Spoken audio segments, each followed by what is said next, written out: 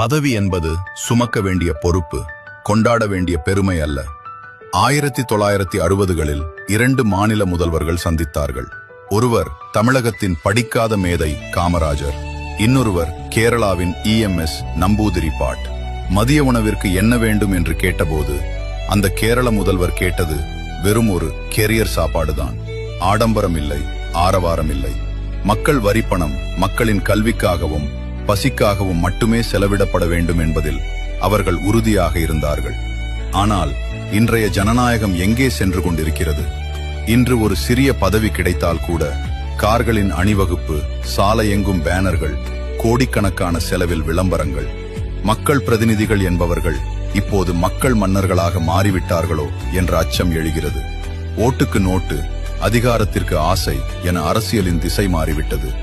அறிஞர் அண்ணா சொன்னது போல, ஜனநாயகம் என்பது வெறும் பெரும்பான்மை ஆட்சி மட்டுமல்ல, சிறுபான்மையினரின் உணர்வுகளையும் மதிக்கின்ற ஒரு புனிதமான கடமை.